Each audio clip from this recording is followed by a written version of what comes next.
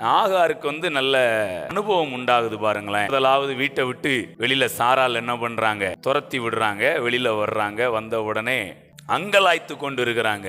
அவங்களுக்கு தேவன் யாருன்னு தெரியாது, அவரை எப்படி கூப்பிடணும்னு தெரியாது. இப்ப அங்கலாச்சிக்கிட்டு இருக்கிறாங்க. இப்போ ஆண்டவர் பேசுறாரு. என்ன பேசுறாரு? சாராயின் அடிமை பெண்ணாகிய ஆகாரே, நீ எங்க போற அப்படிலாம் கேட்டுட்டு அதுல ஒரு வார்த்தை அழகா எழுதியிருக்கு, உன் அங்கலாய்ப்பை கர்த்தர் கேட்டார்.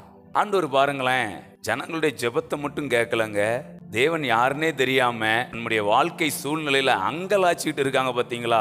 அங்கலாய்ப்பை கூட கேட்கிற தேவன். யாரோ ஒருத்தவங்களுடைய அங்கலாய்ப்பை அவர் பார்த்து பேசி கிரியை செய்வார்னா ஜெபத்தை கேட்க மாட்டாராங்க. ஏங்க, நீங்க ஜெபிக்கிறதுல ரொம்ப நம்பிக்கையா ஜெபிங்க.